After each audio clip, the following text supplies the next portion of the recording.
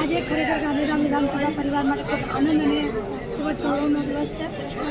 વિક્રમ સંવત 2081ની નવા વર્ષની શરૂઆત થઈ ચૂકી છે, ત્યારે ભારતીય જનતા પાર્ટીની સંસ્કૃતિના અનુસાર સર્વે ધારાસભ્યશ્રીઓ, સાંસદશ્રી એ પોતપોતાના વિસ્તારમાં સ્નેહમિલનનું આયોજન કરતા હોય છે.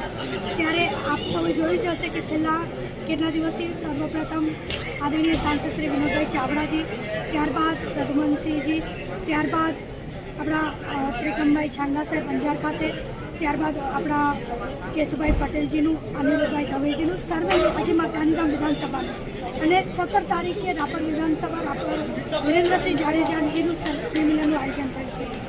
સ્નેહ મિલન એટલે વિધાનસભામાં રહેતા તમામ સમાજો, તમામ સંસ્થાઓ અને દર વર્ષે જેમના માટે આપણે કંઈક ને કંઈક કાર્ય કરવાનું અવસર મળતું હોય અને જેમના થકી આપણે આપણા વિસ્તારો જેમાં કંઈક ને કંઈક વિકાસનું કામ કરવાની, સમાજલક્ષી કામ કરવાની પ્રેરણા મળતી હોય છે, એ બધાને એક સાથે અહીં બોલાવી સાથે એકબીજાને નવા વર્ષની શુભકામનાઓ પાઠવવાનો અવસર હતો.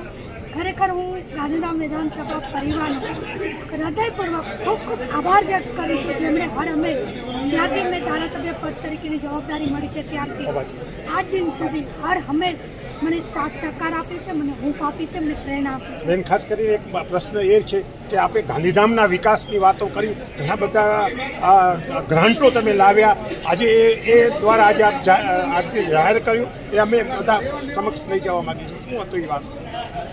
જે રીતે મેં વાત કરી, આજે ગાંધીધામ વિધાનસભાના કેટલા મોટા પ્રોજેક્ટો ચાલુ છે. મેં આપને કહ્યું તેમ, જે મારી સ્પીચમાં પણ મેં આ વાત કરી, આજે ગાંધીધામમાં 116 કરોડના ખર્ચે જલસે નલની યોજનાનું કામ કાર્યરત છે. ડ્રેનેજની વ્યવસ્થા માટેના 68 કરોડના ખર્ચે કામ કાર્યરત છે. બે બ્રિજ, એક બ્રિજ ઓસ્લો ઓવરબ્રિજનું કામ પૂર્ણ થઈ ચૂક્યું છે. LC3નું બ્રિજનું કામ કાર્યરત છે. ખૂબ જ ટૂંક સમયમાં પરિપૂર્ણ થશે. 2 અંડરપાસ LC4 અને LC5 એ પણ રીટેન્ડર થયું છે. બીજી વખત ટેન્ડર કરવાની જરૂરિયાત પડી છે, પણ એ ટેન્ડરની પ્રક્રિયા કાર્યરત છે અને ટૂંક સમયમાં એ કાર્ય પર શરૂઆત થશે. આપણે સૌને જણાવવા માંગુ છું, ગાંધીધામ એ સમગ્ર કચ્છનું પહેલું શહેર હશે જેમાં અંડરલાઇન વીજ કનેક્શન થશે. આપણા જેટલી બી વાયરિંગ છે અંડરલાઇન થશે. 350 કરોડના ખર્ચે ખૂબ ભવ્ય કામ એ ટૂંક સમયમાં એનું આપણે ખાતમુહૂર્ત કરવા જઈ રહ્યા છીએ. કમલાપુરના CSRની મદદથી ડમ્પિંગ સાઇટ 11 કરોડના ખર્ચે જમીન પણ મળી છે અને એમના વતી રિસાયકલિંગ ડમ્પિંગને કરવા માટેની વ્યવસ્થા 11 કરોડના ખર્ચે મળી છે, જેનું લોકાર્પણ આપણે ગણતરીના દિવસોમાં કરવાના છીએ. એટલે આવનારા સમયમાં એ ગાંધીધામ પણ સ્વચ્છ અને સુંદર બનશે.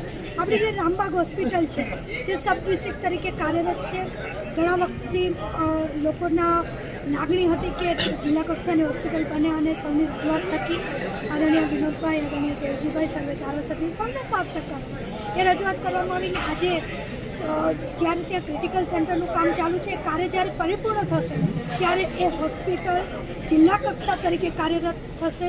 એની સાથે અઢળક કાર્ય મહાનગર ગાંધીધામને મળવું, કચ્છમાં પ્રથમ મહાનગર મળવું, એ વાતનો પણ મને આનંદ છે. રાજ્ય સરકારનો જેટલો પણ આભાર વ્યક્ત કરું એ ખરેખર ખૂબ ઓછો છે. જ્યારે ગાંધીધામ વિધાનસભાની જે પણ ખૂટતી કડી માટે જ્યારે જે વિકાસના કામની માંગણી કરી છે, રાજ્ય સરકાર દ્વારા, કેન્દ્ર સરકાર દ્વારા હર હંમેશ એ કાર્યને પ્રોત્સાહન મળ્યું છે, કાર્ય શક્ય બન્યું છે. કેટલાક કાર્યો થઈ ચૂક્યા છે, કેટલાક કાર્યો કાર્યરત છે, કેટલાક કાર્યો પાઇપલાઇનમાં છે અને ભવિષ્યમાં પૂર્ણ થવાના છે. તો સર્વેનો ખૂબ ખૂબ આભાર વ્યક્ત કરું છું.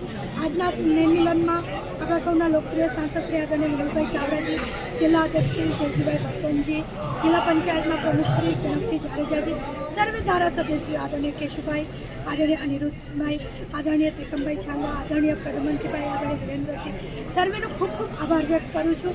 અને જે આપ સર્વે પત્રકાર ભાઈઓ હર હંમેશ જ્યારે પણ કોઈ વાત વિકાસની હોય ત્યારે આપ દ્વારા પણ હંમેશા કાંઈક ને કાંઈક એ સૂચન મળતું આવ્યું છે, ત્યારે હું માનું છું કે આ વિકાસની ગાથામાં આપનો પણ ખૂબ સહયોગ છે.